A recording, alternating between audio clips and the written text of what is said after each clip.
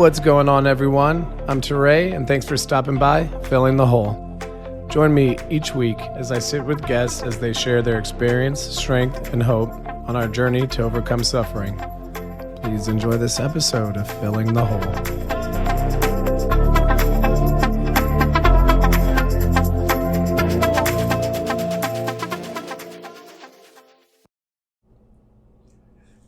What's going on, everyone? I'm Teray, and thanks for stopping by Filling the Hole.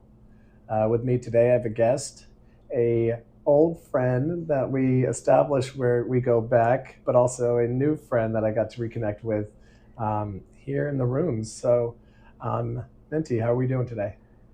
We're great. Thank you for having me on, Teray. It's good to see you after all these years. Yeah, great to see you as well. I was so surprised when we ran into each other and you had remembered, our knowing each other. That was like, 12 years ago? Yeah. At least, because before I met my husband, so it had to have been like 12 plus years. That's so cool. And it's great to run into you in the room, such a sacred place. So yeah, tell me a little bit about, how you got there and what's your story? First and foremost, I really enjoy the name of your program, Filling the Hole. I mean, it's really like most people, right? We come in here because we have a God-sized hole. Yeah. And we try to fill that. We, as being me and most people that I learned in recovery, we try to fill that with drugs and alcohol. And, I would view my alcoholism addiction literally like a black hole, that the more I tried to fill it in, the bigger, the darker it got. And it just, like a black hole, it just takes in all of the light and love, and it just gets bigger and bigger and bigger. So I just appreciate that. That's the title, Filling the Hole. Yeah, thank you so much for recognizing that. How I got in here, so my sober date is November 17th, 2014. Congratulations. Thank you. But I didn't come in, my first introduction to Alcoholics Anonymous is, to be honest, I'll start off with how in the big book, it's really profound to read it. And where it says in page 8 that alcohol became my master, if I could choose that defining moment, that when alcohol became my master was in 2004. I was held at gunpoint and raped in my own apartment. I got pregnant, and I'll never forget, I was on the phone with my girlfriend who was a Christian. I remember just first doing the pregnancy test and like, no, there's no way it could turn pink, this can't be it. And then I was like, let me go to Dwayne Reed, and this is like 2004, so 20 years ago. And I remembered thinking like, okay, I'm gonna get the digital one, the most expensive one, which is the accurate one. And I was on the phone with my girlfriend, and it blinked pregnant. And at a defining moment, that's when I renounced God. And I said, there is no God. And if there is a God, his God is stronger than mine. Yeah. And I believe that was the deciding moment that alcohol became my master. Yeah. Because one can't serve. The moment I renounced God, alcohol became my master, where I had to go through an abortion, which I did not want. I actually knew how I found myself in the fellowship, as I knew a fellow who was in a fellowship, and I had actually had called him because I knew enough about 12-step programs, and I was like, oh, these guys are suckers for service. Yeah. So I called my friend and I said, Carlos, I need help. Can you come with me? Because I have to get in an abortion. And make a long story short, the night before I was supposed to have it, I ended up miscarrying. And I still wasn't sure if I wanted to do or not. And the doctor, the emergency OBGYN there said, you have to go through the abortion. If you don't go through it, you need to get a DNC, and that's going to be 10 times more painful. And I'm like, I was so angry because I thought, why the hell is my abuser outside and I'm in the hospital and I'm going through all this stuff, and this is so unfair. Yeah. And I remembered he discharged me around 6:30, just enough time for me to go home, take a nap, and then 7:30, then I was going to go into the city and get the abortion. And I reflect on this because it's important. I remember walking, it was raining, and people were like anti-abortions, and I remember this girl came up, and I showed her my hospital badge, and I was like, no, you don't understand. Like, I was raped and I was held at gunpoint, and I just had a miscarriage, and my doctor's sending me here because he says if I don't get the abortion, then the D&C is going to be more painful. And I think, even though I didn't believe in God or angels in that moment, she was the angel because she said, okay. And so she took her umbrella, she held me, and she protected me, and she led me through that. But this is how like the love of the fellowship came, was I think from 7 o'clock, so he arrived there, but I didn't get out until like 2:30, and I was in so much pain. I remembered even going through the whole process, and they sat us in the rooms, and it was sort of like a cattle cow where they said, have you understood what you've done, like shamed us? And I was like, look, I was fucking raped. Like, jeez. And again, the nurse took hold of me and she said, I have a daughter who's around your age. I'm so sorry. And again, I didn't see at that point, but that angel kind of carried me, took care of me. I got special care from it. So none of that shaming, negative talk I was exposed to. And then I remembered even when they had to do like the sonogram, whoever was doing the tech was doing the sonogram, just said, God, your insides are destroyed. And I was like, yeah, I know, because I was raped. So they had complications, but then after that procedure was done, and this is where the love of my friend, I've never always been indebted to him, he was right there. And I just, he was like, he met me in the waiting room, and then he said, what can I do for you? I'm going to take a taxi home for you. Do you want to eat? And I said, Carlos, I said, I'm in so much pain. Just get me to a taxi and send me home. And so they sent me home with Tylenol with codeine. And then I came home. And this is where, it draws much further, but this is where like that beginning point of that self-hatred came through. Yeah. So not only did I renounce God, but then also too, for me as a female, I felt that I don't care what other women do with their bodies, but for me, to be a woman, to be able to give birth, that's the most, the greatest honor that I could have. So I further hated myself. Mm-hmm. And so I believe like that day I came home and I was, groveling in pain. And I remember even crawling, trying to go to Dwayne Reed and pick up the Tylenol with codeine, but I also picked up alcohol too. Yeah. But what I was doing was I was really attempting to commit suicide. Wow. By drinking, take the codeine. Yeah. But that didn't kill me. And, we hear it in the rooms, jails, institutions, or death.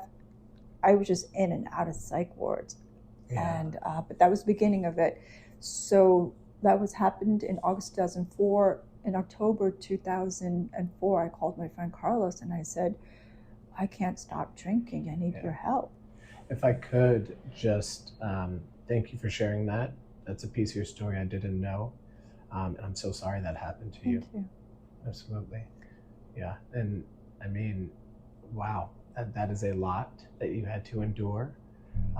Knowing you and the light that you are now, that is something that would have never crossed my mind. Not negative or positive, it just wouldn't have rang to mind for me. And you do emulate such a light, and I'm so happy that you did get through that and that we got to reconnect where we did, because you're an incredible human being. So. Thank you, Tere, as are you. So my friend took me from first AA meeting, and it was huge church here in the city, huge group. I'm not going to name the group for anonymity purpose. For sure. And the guy was a fireman from Chicago. I was just thinking like, no, sir, you don't understand. You didn't have my trauma. Yeah. So therefore, I'm not one of you. Like, no, I don't identify how you grew up drunk or you're an Irish or anything else. Like, I don't identify like, no, you don't understand what happened to me. Which is very addict behavior, if I can speak for myself, and I'm sure you've seen it as well, especially in early recovery and in the rooms. It's like, no, I endured this. You have no idea what I'm talking about, because that's what our addiction wants us to believe. It wants to isolate us And also kind of, I'll speak for myself, my addiction wants to isolate me. It's like, beating me down, but then telling me it's the only thing that can save me and make things good. And it's like, it's the ultimate mind fuck. What I say, this goes against the grain, so I hope your listeners, but in so many ways, alcohol saved me. Drugs and alcohol saved me. Totally. But for me, it was mainly alcohol because it was a form of self-medicating. 1000%. Without, it was the only way that I could handle the PTSD, the trauma. That was the only thing that could just calm my nervous system. Yeah. If I may, I say that to a lot of people when I'm talking about what addiction looked like for me, and I hear that quite often. The drugs and the alcohol mask. They distance you from the trauma. So they do exactly what they're supposed to do. So I think you're absolutely right. It created exactly what filling the hole. Like it created a void. So I'm a big fan of what I avoid creates a void. Right? Totally. So it gave it some time and space to not quiet the mind, but just distance itself to numb me out. Yeah. So I would say that was 2004. I remember going to that meeting. It was so cute. 14 gorgeous, beautiful gay men after the meeting were like, "Oh, you want to go to fellowship with us?" And I said, "What is fellowship? What is that?" And they said, "We're going out to dinner." And I said, "You mean without alcohol?" Yeah, right. And they said, "No." And I said, "Absolutely not." And I came home and I grabbed 2 bottles of red wine and I said, "I'll show them I'm not an alcoholic." Fast forward 2006, I lost my job because I couldn't stop drinking. And they were like, "Minhthi, come into work." Like, yeah. They understood the trauma that I've been through. So they were giving me psychiatric help. They were working with me. Like, just come in. Doesn't matter if you come at 3 o'clock. It doesn't, just come in. And I'm like, "No, you don't understand," because I already started drinking at 3 o'clock in the morning and there's no stopping. So I lost my job, but they were kind enough to grant me a severance package, but they gave me 6 months of insurance so I could go to IOP and continue psychiatric care. So I did go to IOP, and then I could not go to straight meetings because I couldn't stand being around straight men. Yeah. So I found myself in LGBTQ recovery space, and it was not my drug of choice. But at that time, because we know each other outside of the rooms, I mean, it was a time where even Chelsea wasn't safe, where hate crime was still very prevalent, where someone could walk out of the G Lounge. I experienced it and get totally beaten up. And then it would be okay. Yeah. It was kind of like, we're used to it. This is what happens. No, we're not going to the authority. No, we're not seeking medical attention. Exactly. Totally. And this accent to my friend, I was like, "Oh, let's go to the police." And he was like, "No, I'm going to go home and clean myself up. We don't want the authorities involved." So I knew enough of the fellowship that I fell into was that the violence that I had experienced, they would allow that space for me. Yeah. Of course, I didn't do my steps, so I didn't know until later that doesn't matter how you became a pickle, whether you were shoved through it from trauma. Once a cucumber becomes a pickle, it can never go back. I love that. And I was like, "Yep, I'll do all of these things. I'm not going to do those steps. I'll just prove to everyone that I'm not an alcoholic. It was just trauma." Yeah. And so I stayed away from drugs and alcohol. I wouldn't say sober for about 2.5 years.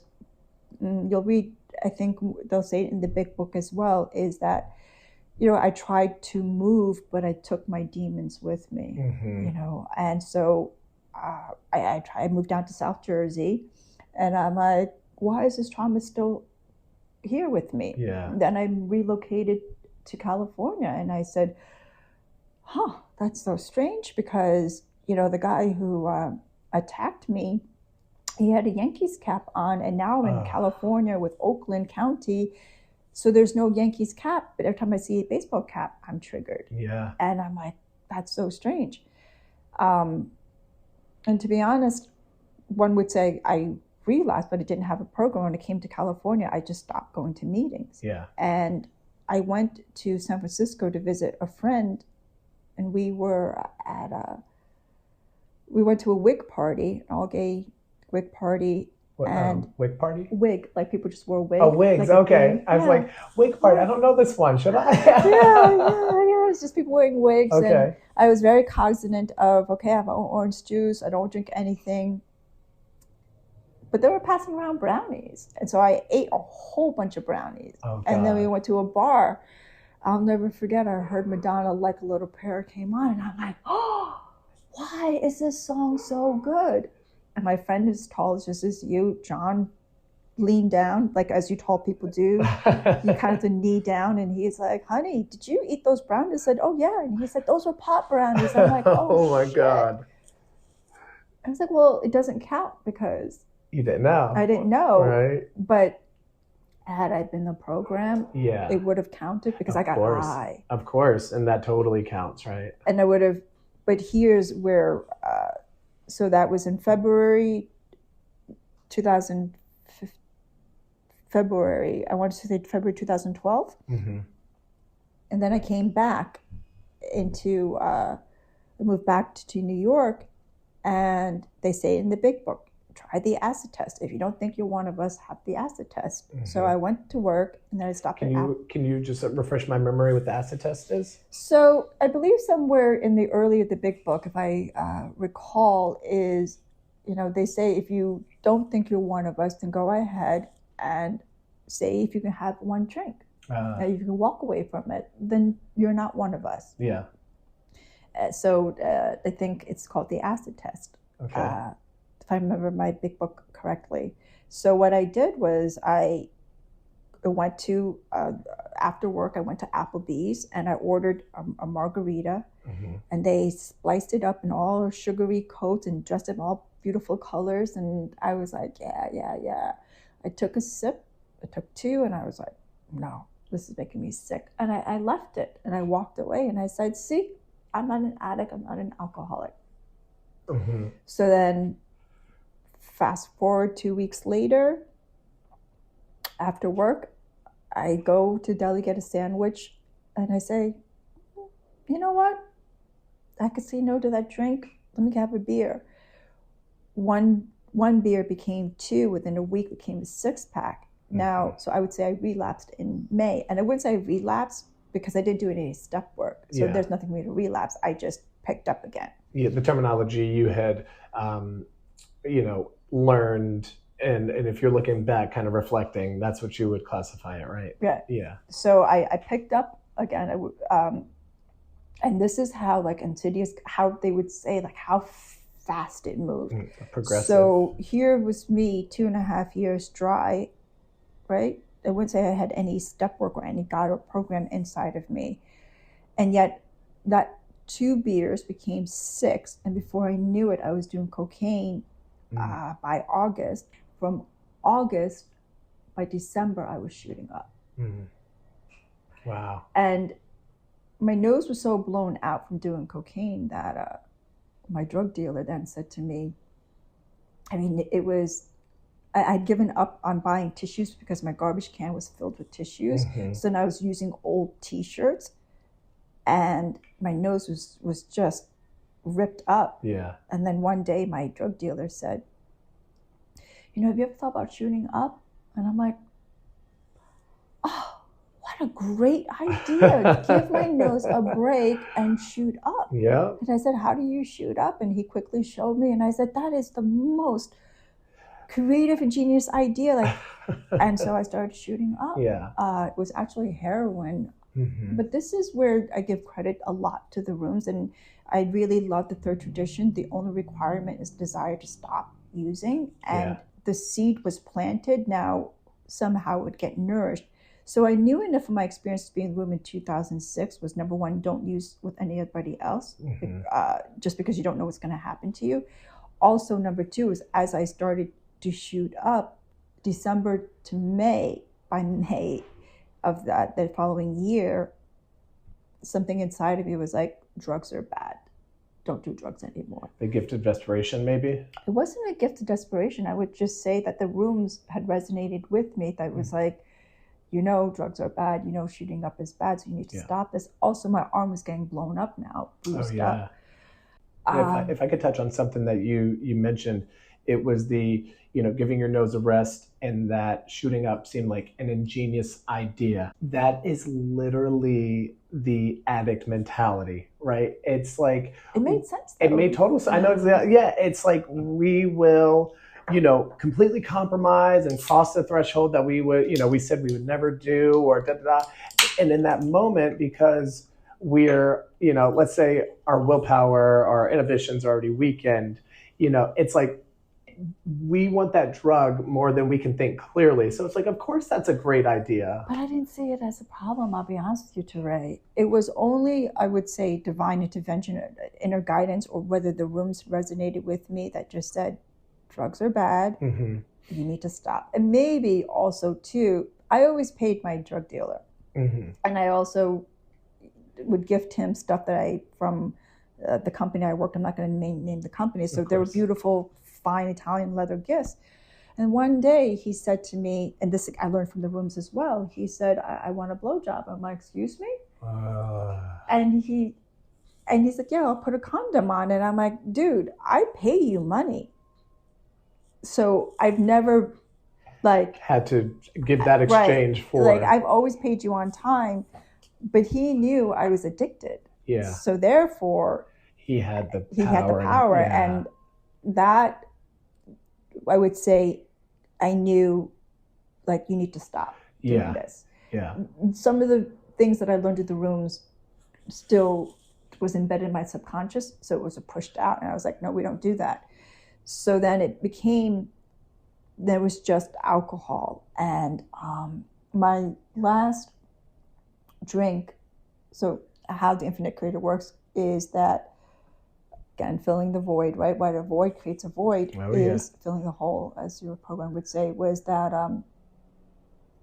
the apartment that I was renting, the house in the basement, they said, we need the apartment back, and we'll give you $2,000 to move out. And I'm like, no, I think I can milk this. It's an entitlement. Were they selling the building or something? Or? No, their son was going to college. Okay. So the two boys now are of age where they needed their own space. Gotcha.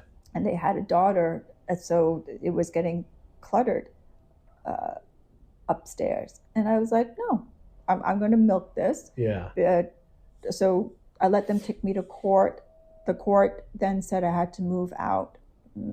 So letting them take me to court meant that I don't pay rent. Yeah. So that meant that I just had more money to feed my addiction, my alcoholism. Totally. And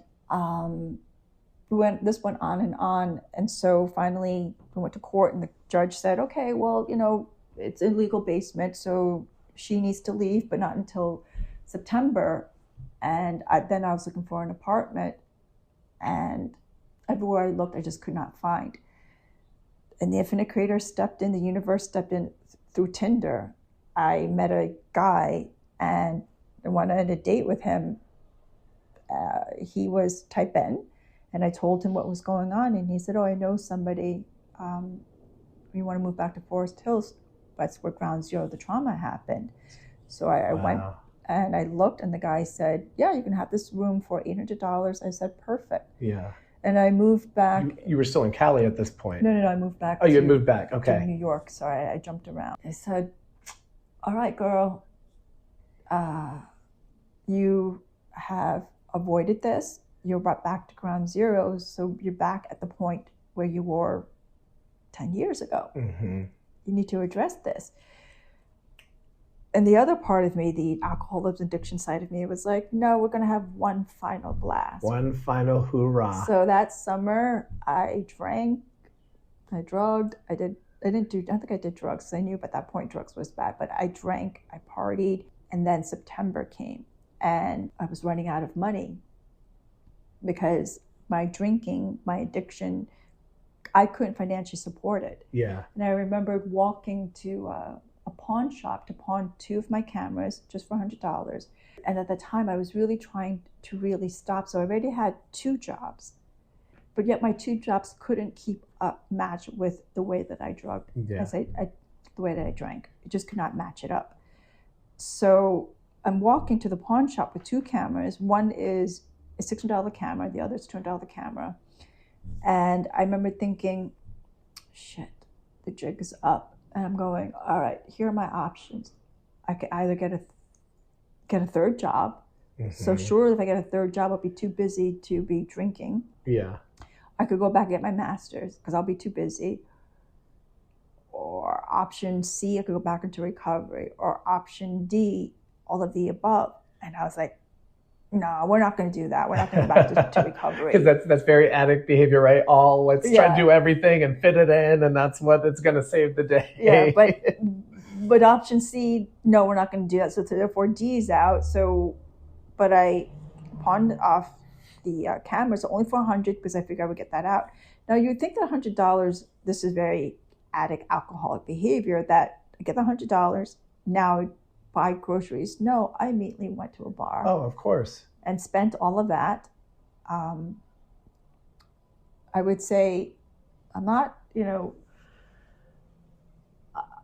then I would say October 2014, I was like, all right, we're going to do this. So I had about 7 days of no drinking, no drugs, and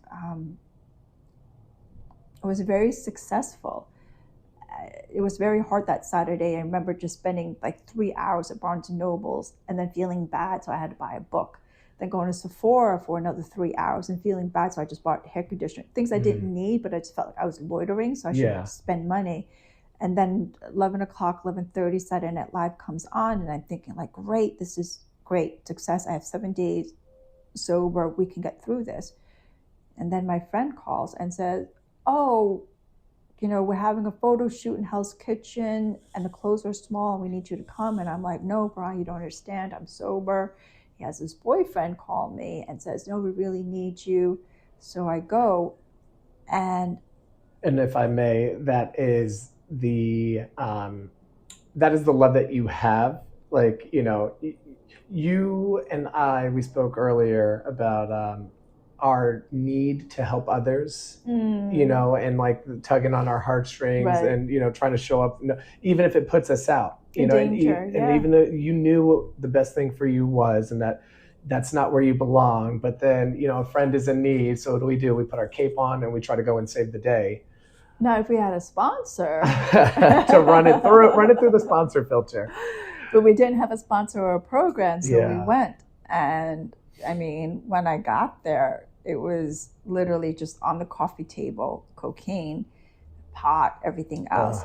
They were addicts, but were not alcoholic. I was sort of like, well, how much alcohol do you guys left? Not to say I didn't do the drugs or anything else, but I was more concerned. I was more concerned about the alcohol. So we took photo shoots. We went to the club.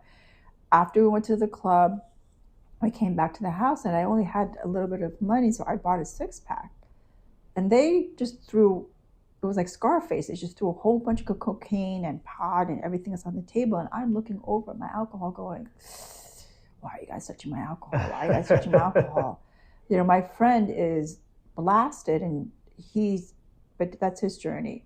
Yeah. But I think that epiphany moment for me was, I'm sitting there, and now it's 4 or 5 o'clock in the morning, and I'm sitting around with a whole bunch of guys, and they're talking about the cars, the clothes, who they slept with, who they know, where they traveled, what kind of cameras they have, which designer they know. Filling the hole. And I thought to myself, I said, fuck this shit. I need to go back to AA. I'd rather sit in a room full of basement with a whole bunch of old men stinking of coffee. Yeah. And talk about spirituality, and I just, I don't want to do this. But again, that was October 13, 2014. But my last drink was November 16th, 2014. Again, out of money. I had X amount of money, and I was in a shopping place over in Long Island, and I found these boots. And so I had $140 to last me for the week, which a normal person would then allocate that for groceries. I was like, no, I need these boots. Mm-hmm. So I purchased these boots, who were like $200, 140, had 14 left. So I bought a big bottle of wine. And then I came home and I drank because I didn't know what to do with that fear of not having money, but it was just living in the moment. And also, alcohol or drugs numb those fears, just like they protected you from that trauma.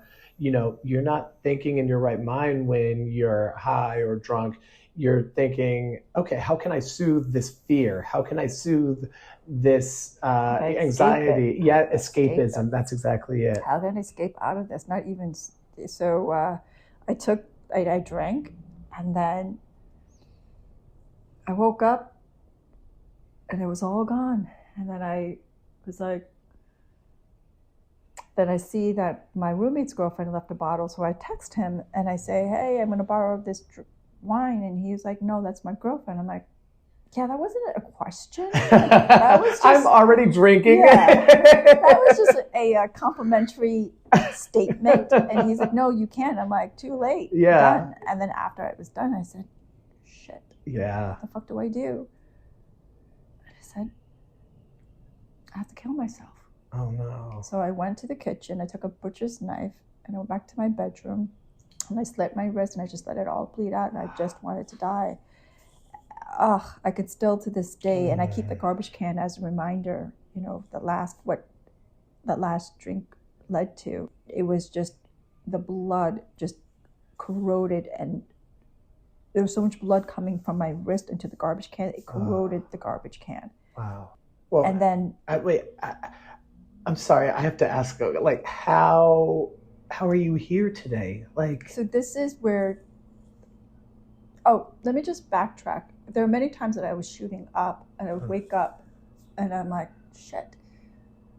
God doesn't even want me, because I'm trying to overdose over here, and I'm not succeeding at overdosing. Yeah. And so when I try to commit suicide with my own hands, I'm like, God doesn't even want me. I'm not succeeding. So what I did was I waited for 3 days, and I was like, all right, well, we're not dying. Yeah. And I said, I have an emergency. I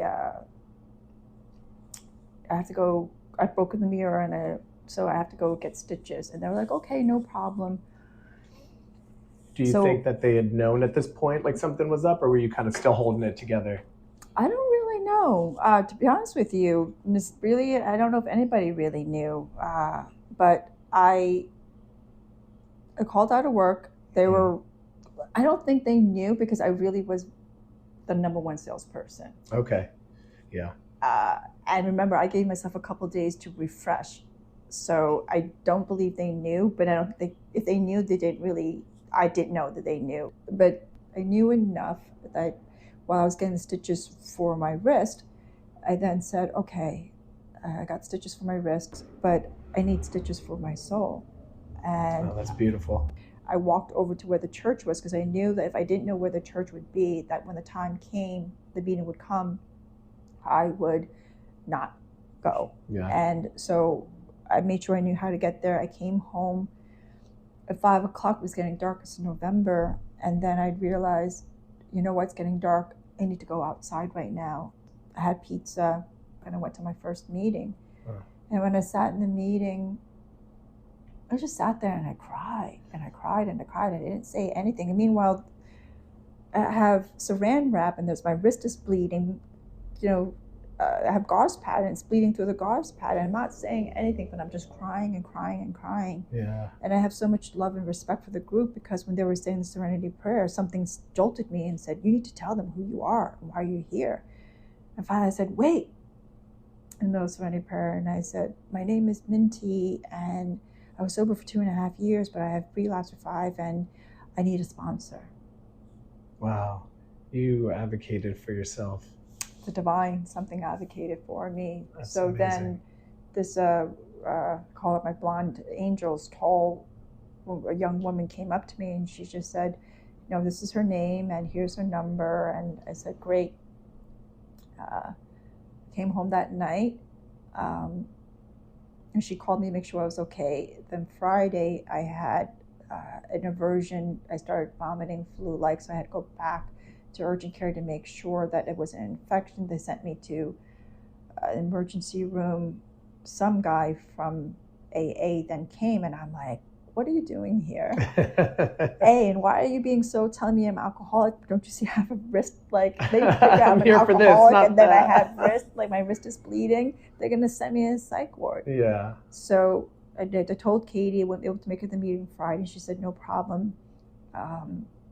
Meet her Saturday morning. So Saturday morning I go and meet up with her, and on the way back, and this is so beautiful, she was walking with me, and she said, you know, I'd like to be your sponsor. Oh. And I said, do you know how to read? And she said, yes. I said, you know how to write? She said, yes. I said, how much time do you have? She says, 2 years. I said, have you worked all your 12 steps? She said, yes. I said, okay, good enough. You're hired. That's all I need to know. You know how to read and let you do the steps. Yeah. And one of the most beautiful things she said to me, she said, we in sobriety are never alone. And I rattled up my 41 years of my life, and I said, oh, she's lying, but whatever, just keep on. Just do it anyway. Yeah, what do you got to lose? Like, woman, I'm just here for the steps. Yeah. Because I just want the steps. All I wanted was that 11th step, the conscious contact with God. Yeah. All I wanted was get the prayer and meditation. Yeah. And if the only requirement to get to that step 11, because every other way that I had tried, Teray, of going to church and praying, everything else, it just all got wiped out every time I picked up a drink or a drug. Yeah. So I just knew, like, no, I just want the 11th step. I didn't care about the 12th step. I just knew the 12th step would just happen to others. I just wanted that 11th step. So I knew enough that if I relapsed, I'd have to go back to step 1. Yeah. So it's in doing the step 1 that I realized the cucumber can never go back. That becomes what's become a pickle. It doesn't matter if it's trauma. It can never go back. So I really dove into the steps. Step 1, powerlessness and manageability.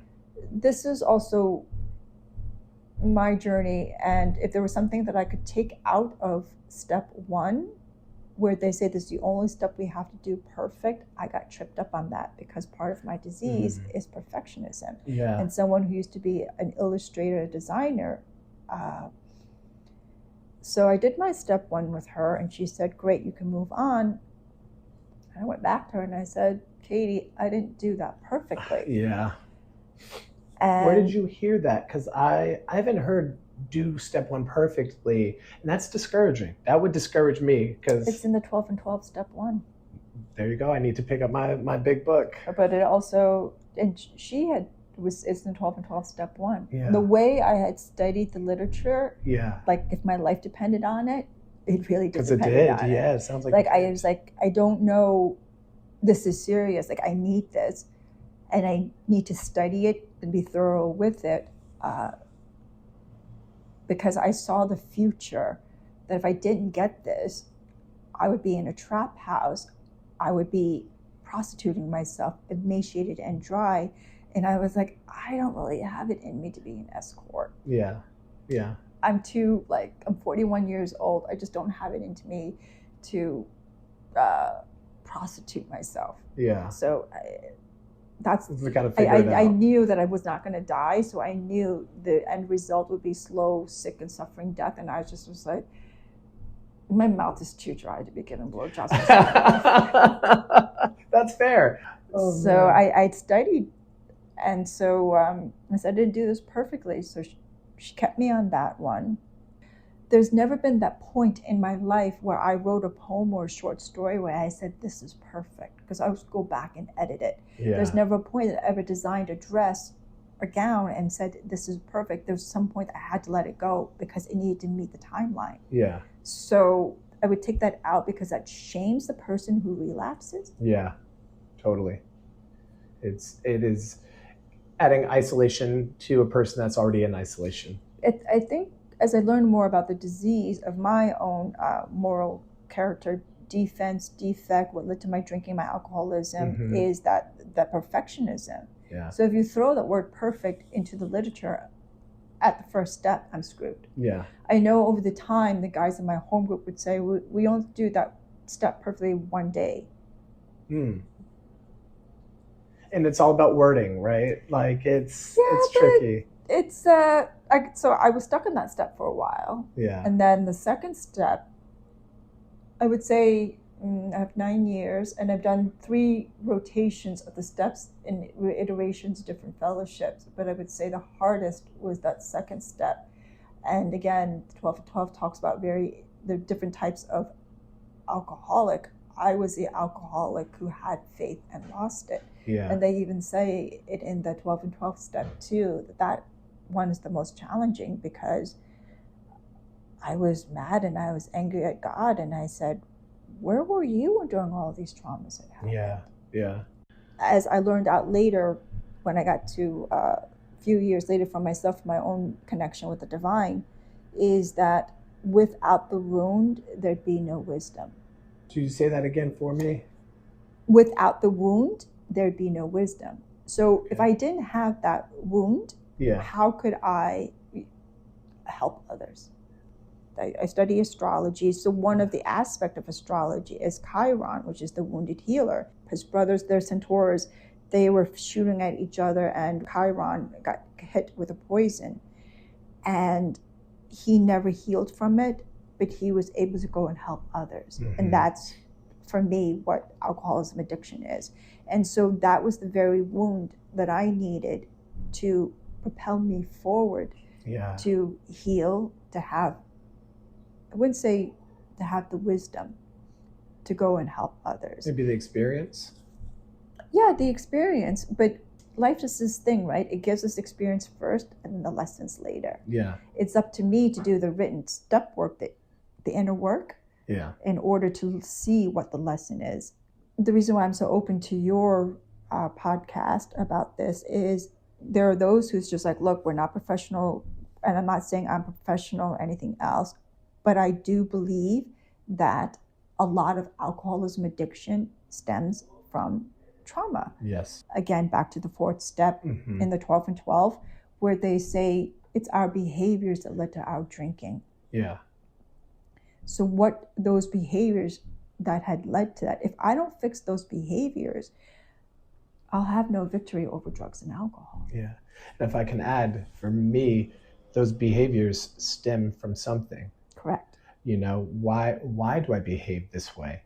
And now you got to do a deeper dive into self. And I think when you can do that honestly and with humility and with compassion. And courage. I have started to unravel this web that I've spun for myself for so long that felt so normal for me to live in. You know, like this is just chaos, and this is just life, and this is just the way it is. No, I've accepted that as my narrative and as my truth. But that's not the truth for him or her or the next person. It's doing the work, like you said. There's a, speaking of chaos, is, I'll paraphrase this. It's something I held very close in my early recovery.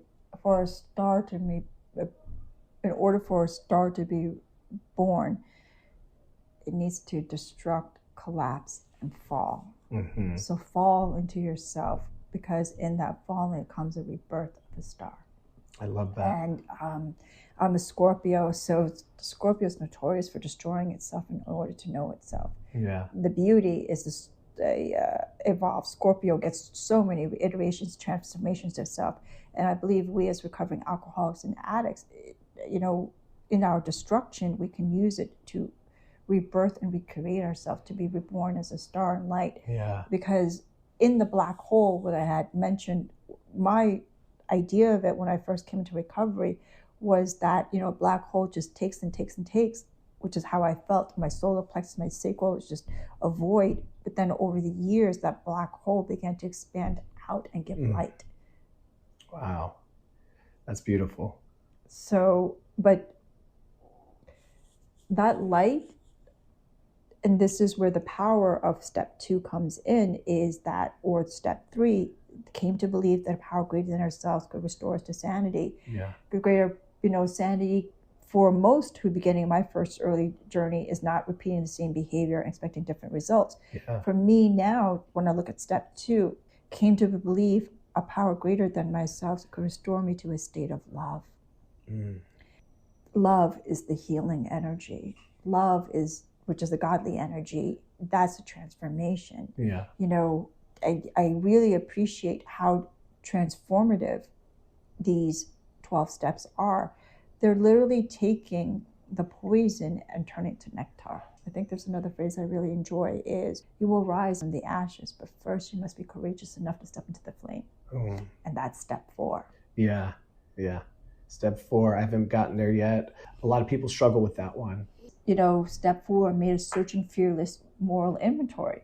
If I take that word apart, fearless.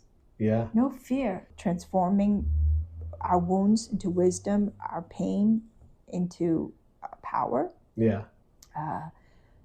And that power is, again, back to steps 2 and 3, the creative intelligence, as they would say in the big book.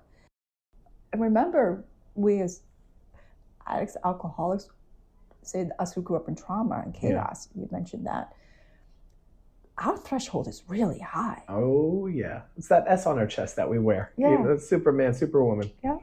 So my threshold was really high, and then they'd be like, okay, I have to go home. It's time to drop me off. So I went sponsorless for a few months.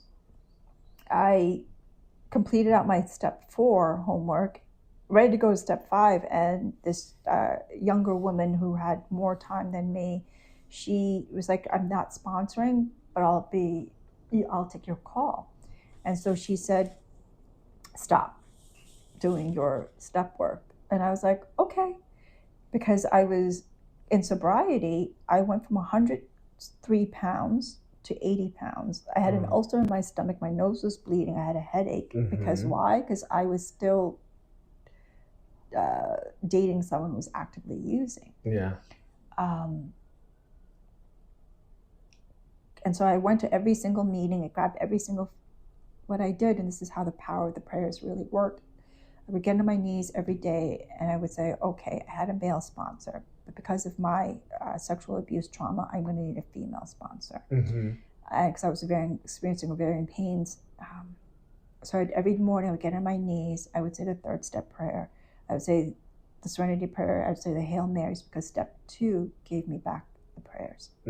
Step 2 and 3 gave me back the prayers. And then I would say, God, you're my overall sponsor, but I really need a female sponsor who's been down the same hell as I have, or a darker hell, because that's the only way that I would know how to get out of this. Yeah.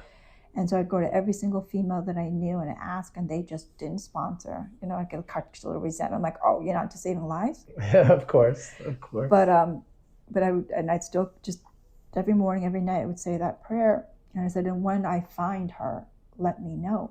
Yeah. So in July, I'm sitting in a meeting, and this beautiful younger woman had raised her hand, and she said,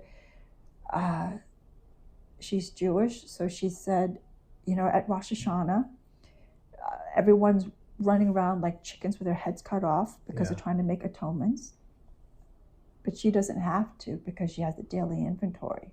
So while she observes, so she fasts and she goes to the temple, she's good, she's clean. And I said, that's how I want to live. Wow. It's amazing. I want to live free.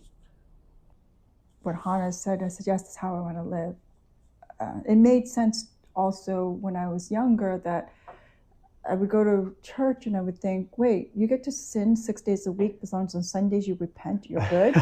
Right. So this whole concept of like making amends, atone, and then going to sleep clean conscience, I said, that's how I want to live.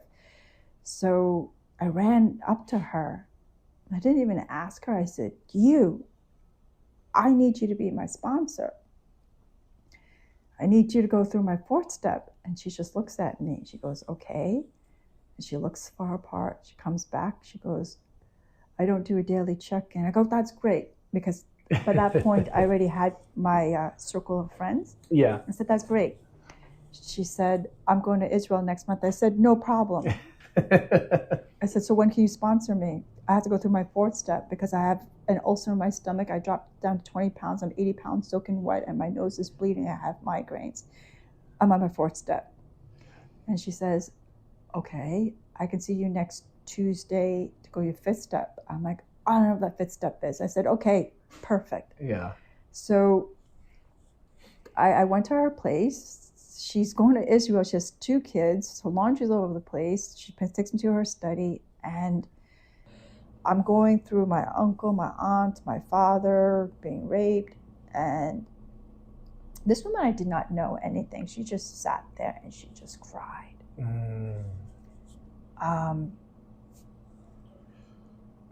And I would say that was what it felt like to me going through the fourth and the fifth step, was that inside of me, my organs were full of soot and smoke. Yeah. And as I was going throughout with her, it was like a golden light. Her tears just kind of washed away all of those organs. And then it was put back inside, and then the infinite creator would just sew that back up. Wow. The other beautiful thing, when I met up with that, Hannah is her name, my sponsor, which she said, these 12 steps are the spiritual kindergarten. She said, I don't know where, because you think about spirituality, it's infinite, it's fluid, and it's expansive. Yeah. And I'm not sure where's yours will land. She said for her, it's in Judaism. And I just kept thinking, woman, I really don't care. I'm bleeding inside, outside, everywhere else. I just need to go through this. Yeah. But she was right that these 12 steps are the spiritual kindergarten. Yeah. And that the reason why this is such a huge emphasis on the spirituality is so important for me. Again, when I said earlier, I came in for step 11 because if I only had gotten sober if I worked these steps only to stay sober, I would have relapsed. Yeah. But because every time that I hit a roadblock, became trauma triggered, met more demons along the way, because the universe really wants me to heal. Yeah. If it was not for spirituality, I would have relapsed because I would have said, no way. But I kept on thinking to myself, every time I hit those roadblocks, oh, did I hit where I needed to be? Have I arrived with the spirituality where I needed to be? The answer was no. So it was like, then I can't pick up. Yeah. Because I don't want to lose the connection with the divine. Yeah. What a beautiful perspective also. The universe wants you to learn. I think so often, not just addicts, but everybody, oh, why is it me? Why is this happening to me? It's so ego focused and egocentric. And, when you can move outside of yourself and place it in a divine power, what am I to learn here? That's just so beautiful. Which brings us to step 6, right? Which in step 6, I would probably paraphrase to anyone, I repeat what I don't repair. Oh, yes. That's a great one. And because in step 6, going through a fourth step and doing step 6 is just the patterns. And I see the patterns of my behaviors. My sponsor would say, remember at the time I was dating someone who was actively using, she's like, you need to do codependency no more. And I had no idea what codependency meant. And I just thought, no, I'm fully self-supporting financially, not realizing that codependency is overgiving. Mm-hmm. Codependency is like exactly what you said, Teray, putting in that S letters, Superman, Superwoman, savior complex. Yeah. And it's a complete repeat disrespect of boundaries. So 2nd year I dated someone, and although he was sober, he was a sex addict. And he, again, was wrapped up. It was my uncle, my father, and the guy who raped me all in one. Those 3 traumas, and that was in him. And he ended up beating me up. And unless And I was taking time away from work. I was working part-time, but I was asking for a leave of absence because my physical body was giving out. Yeah. My ovaries was giving out. And he beat me up. And that was like my bottom. It was like, I will never, after my father who physically abused me, I said, I would never let another man hit me. But meanwhile, the guy that I was dating was a sex addict. So I was re-traumatizing myself with sexual incidents with my uncle as a child. Yeah. The mental and emotional abuse, I was re-traumatizing myself again. But when he physically hit me, I said, okay, I need, like, I can't do this. Now this relationship ended. This is the beautiful part of how our sponsees saves our lives. The two other women who I had sponsored, they intuitively knew to call me that day. Wow. So one of my former sponsees said, I'll go to the police with you. My other sponsee, who I was working at the time, just was like, I want to murder someone. And I said, who? And she said, who do you think? But she was crying. And she's a tough girl, so for her to cry, it was, those sponsees helped me through this process. They would call me, make sure I was okay. One of the former sponsees, she brought me a pillow to every meeting because she knew how bad the chairs were for my back. Yeah. That's so beautiful. That's so beautiful. And what is also another beautiful moment, how, back to step 2, God is the buffer between me, the drugs, and the alcohol. Mm-hmm. So because I was, prior to being beat up, I was having ovarian pain issues, and I was given Percocet prior to a week before I was going to get beat up. And so something divine told me, it said, call and tell CVS you don't need the Percocet. So I call, and the pharmacist says, yeah, but this is like only $4. If we put it back, we can't fill it for you if you need it. And I said, no, just please put it back. I don't need it.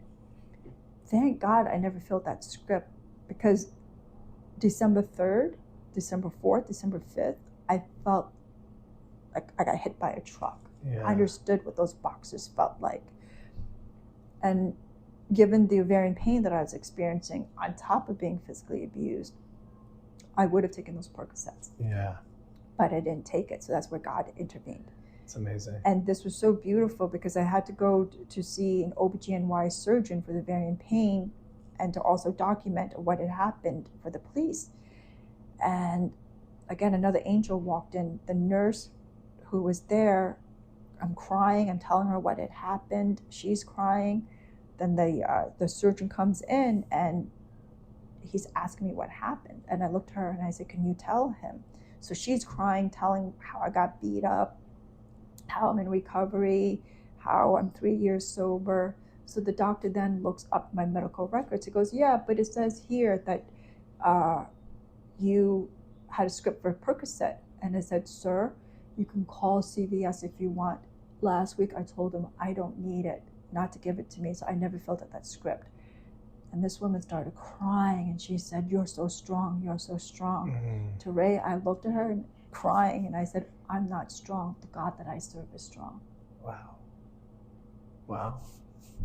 That buffer between God, the drugs, and the alcohol was still working in my life. The sponsees, when they say, the sponsees, they saved our lives, those 3 women saved my life. It's like in real life, yeah. It's so beautiful. So I ended up going to another fellowship on codependency, worked on that. Since 2017, I said, okay, no relationships, because I understand from the rooms, sick picks sick, healthy picks healthy. I'm not healthy enough, so we're just not going to date. Yeah. I've had a lot of losses in recovery, of people dying, overdosing in the last few years, because the Infinite Creator loves us so much. It wants us to heal. I'm not, I used to, I can only, and that's what recovery taught me, right? Stay in my lane. Yep. Understand this is not happening to me, this is happening for me. Yeah. And if it's happening for me after I learned the lesson, it could happen through me, which allows me to help another person. I love that. And I haven't reached that other 4th state of consciousness is happening all. The 4th state. I'm at that. This is happening for me. Yeah. And hopefully by sharing this podcast will happen through me. This morning, I realized I need to go back and do my fourth step. And I read the big book again. And it was so beautiful to read it 9 years later, because I was no longer identifying with the alcohol or the unmanageability, or was I in a state of fear? Sorry, a different state of fear. But I was reading the big book and I experienced so much godly energy. I realized, oh my gosh, these 12 steps, they're literally about self and God. Mm-hmm. I've never been separated from God, and God's never been separated from me, because God is everywhere. But really, I think the true gift is that the deeper that I go within myself, the lighter that I feel, the more connected I am to the divine. Totally. And I see that I'm just the thread in all of this part of life that, how do I say this, is that by the time that I really understand what they told me when I first came in, that when I would question, why is this happening to me? And they said, this is happening to you because God is preparing for you to help the next person that walks into the room. Ding, ding, ding. And I'm like, that's BS.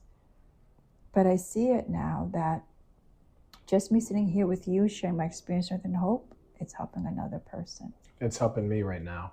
I mean, wow. I knew you emulated such light and love. And as somebody that, has endured a lot of trauma as well, it's no surprise you had to go through a lot of heartache and hardship, because you've taken that energy and you've molded it into its opposite form. You've taken that darkness and you've made it light. And it's so incredibly powerful. And I'm honored that you shared your story with me. So thank you. Thank you. I would say that that's what we get in recovery, is we get to go through. How I had learned it was why I incarnated with these soul plans was that through the darkness, I would find my own light. And through my light, I would then meet others in their darkness. It's really 12-step, right? Meet them in their darkness and help them find their own light. Yeah, that's and beautiful. Then we just keep on passing the torch. Yeah, passing the torch. And, that's a beautiful metaphor I don't think I've heard. And just to add to, it's like if one of our flames go out, we can just, put that stick next to somebody that's got the light, and then we light the path together. So I'm like seeing this in my head clear as day, and it's beautiful. So thank you. And we all come this beautiful light that returns back to Infinite Creator. Yeah, absolutely. Oh, I'm so honored. Thank you. I love you. I'm so happy we did this.